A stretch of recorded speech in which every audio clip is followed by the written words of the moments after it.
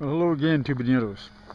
As you might recall, we were here earlier in the year, a lot cooler then, back here in the main flow of imperialism. You can see the path has been graveled since last March. Last time we walked this way, or rather I walked this way and you watched the camera bob up and down. And along with me I happened to bring a report from the New York Times of June 25th, 2011 of some relevance. Here, titled "Insiders Sound an Alarm Amid a Natural Gas Rush." Natural gas companies have been placing enormous bets on the wells they are drilling, saying they will deliver big profits and provide a vast new source of energy for the United States. But the gas may not be as easy and cheap to extract from shale formations deep underground as the companies are saying, according to hundreds of industry emails and internal documents, and an analysis of data from thousands of wells. In the emails, energy executives, industry lawyers, state geologists, and market analysts voice skepticism about lofty forecasts and question whether companies are intentionally and even illegally overstating the productivity of their wells and the size of their reserves. Many of these emails also suggest a view that is in stark contrast to more bullish public comments made by the industry, in much the same way that insiders have raised doubts about previous financial bubbles. Money is pouring in from investors, even though shale sales is inherently unprofitable. An analyst from PNC Wealth Management, an investment company, wrote to a contractor in a February email. Remind you of dot-coms. The word in the world of independence is that the shale plays are just giant Ponzi schemes and the economics just do not work. An analyst from IHS Drilling Data, an energy research company, wrote in an email on August 28, 2009. Company data for more than 10,000 wells in 3 major shale formations raise further questions about the industry's prospects. There is undoubtedly a vast amount of gas in the formations. The question remains how affordably it can be extracted. The data show that while there are some very active wells, they are often surrounded by vast zones of less productive wells that in some cases cost more to drill and operate than the gas they produce is worth. Also, the amount of gas produced by many of these successful wells is falling much faster than initially predicted by energy companies, making it more difficult for them to turn a profit over the long run. If the industry does not live up to expectations, the impact will be felt widely. Federal and state lawmakers are considering drastically increasing subsidies for the natural gas business in the hope that it will provide low-cost energy for decades to come. Okay, but if natural gas ultimately proves more expensive to extract from the ground than has been predicted, landowners, investors, and lenders could see their investments falter, while consumers will, of course, pay a higher price for electricity and in home heating bills. There are implications for the environment too. The technology used to get gas flowing out of the ground, called hydraulic fracturing or hydrofracking, can require over 1 million gallons of water per well, and some of that water must be disposed of because it becomes contaminated by the process. If shale gas wells fade faster than expected, energy companies will have to drill more wells or hydrofract more often, resulting in more toxic waste. The emails were obtained through open records requests or provided to the New York Times by industry consultants and analysts who say they believe that the public perception of shale gas does not match reality. Names and identifying information were redacted to protect these people who were not authorized to communicate publicly. In the email, some people within the industry voice grave concerns. And now these corporate giants are having an Enron moment, a retired geologist from a major oil and gas company wrote in a February email about other companies invested in shale gas. They want to bend light to hide the truth. Others within the industry remain optimistic. But, according to Deborah Rogers, a member of the advisory committee of the Federal Reserve Bank of Dallas, I think we have a big problem. She recalled saying that in a May 2010 conversation with a senior economist at the Reserve, Mina Kayusel, "We need to take a close look at this right away," she added. Former stockbroker with Merrill Lynch, Ms. Rogers said she started studying well data from shale companies in October 2009. The math was not adding up, Ms. Rogers said. Her research showed that wells were petering out faster than expected. These wells are depleting so quickly that the operators are in an expensive game of catch-up, Ms. Rogers wrote in an email On November 19, 2009, to a petroleum geologist in Houston, who wrote back that he agreed. This could have profound consequences for our local economy, she explained in the email.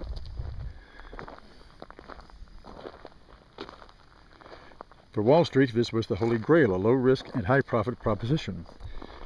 But by late 2008, the recession took hold and the price of natural gas plunged by nearly 2/3, throwing the drilling company's business model into a tailspin.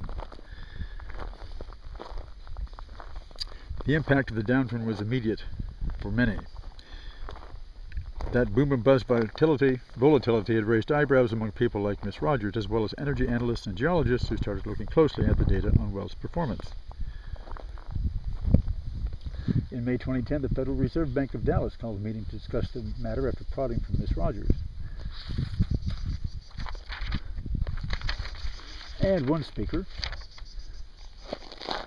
was Kenneth B. Medlock III, an energy expert at Rice University, described a promising future for the shale gas industry in the United States. But when he was done, Ms. Rogers peppered him with questions.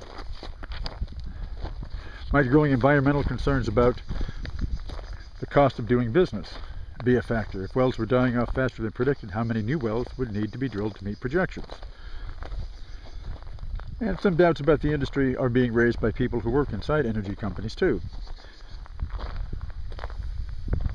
Our engineers here project these wells out to 20-30 years of production, and in my mind that has yet to be proven as viable, wrote a geologist at Chesapeake in a March 17 email to a federal energy analyst. In fact, I'm quite skeptical of it myself when you see the percentage decline in the first year of production. In September 2009, a geologist from ConocoPhillips, one of the largest producers of natural gas in the Barnett Shale, warned in an email to a colleague that shale gas might end up as the world's largest uneconomic field. About 6 months later, the company's chief executive, James Mulva, described natural gas as nature's gift, adding that rather than being expensive, shale gas is often a low-cost source. The big attraction for investors is the increasing size of the gas reserves, as some companies are reporting. But forecasting these reserves is a tricky science. Early predictions are sometimes lowered because of drops in gas prices. Intentionally overbooking reserves, however, is illegal because it misleads investors. Industry emails, mostly from 2009 and later, include language from oil and gas executives questioning whether other energy companies are doing just that. And here you see the main producing field coming up. This is one of, I think, about 4 or 5 in this immediate vicinity, and we have had troubles with lowered water tables. Not necessarily me, because my well here has been drilled apparently halfway to the Earth's core, but some of the other residents have had to have their wells redrilled, and now there's talk of water conservation in the area, of course, being applied to residents, not to these wells or their producers.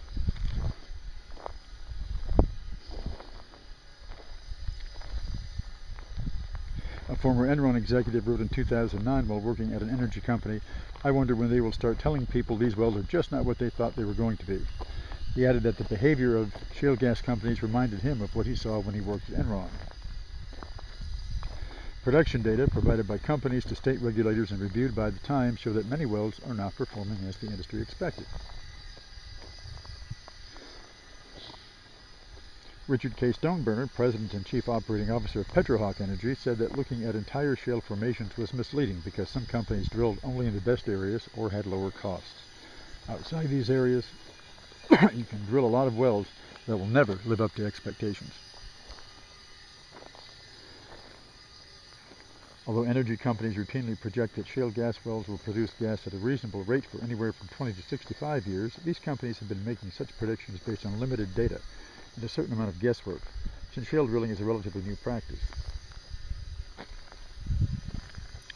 Gas production data reviewed by the Times suggest that many wells in the shale gas field do not level off the way many companies predict, but instead decline steadily. This kind of data is making it harder and harder to deny that the shale gas revolution is being oversold, said Art Berman, a Houston-based geologist who worked for 2 decades at Amoco and has been one of the most vocal skeptics of shale gas economics.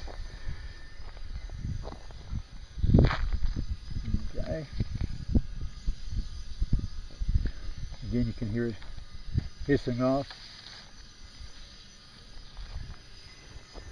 coming from that back well, which seems to be the one direct production.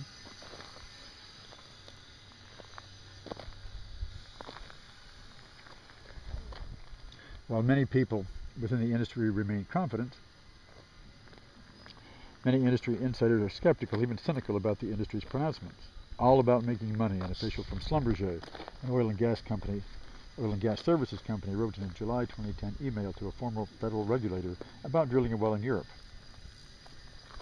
But some United States shale companies are hunting for better market opportunities. Looks like crap, the Schlumberger official wrote about the well's performance, according to the regulator. But operators will flip it based on potential and make some money on it. Always a greater sucker, the email concluded. And so we get from that this great energy revolution supposedly underway right here. It's not going to be anything of the kind, that it will become more and more expensive to extract the gas from the ground. The wells will peter out, and in the end you will be paying more for electricity and any other utility provided by this resource. As if you shouldn't have known that all along. But here it is, busy sucking up gas and fracking out the local water reserves, which of course cannot be replaced once they are extracted in the local aquifers. And they will continue to be subsidized as the economy tanks, and in the long run we can count on paying even more for our utilities than we are now.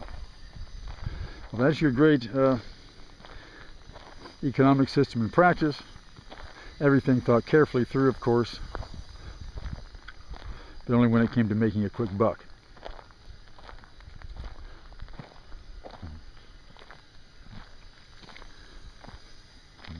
And when these outfits go bust,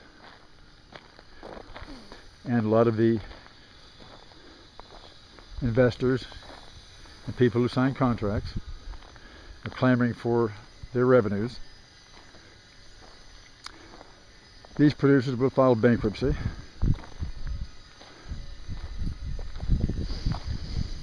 or they will continue in an operation only through massive government bailouts.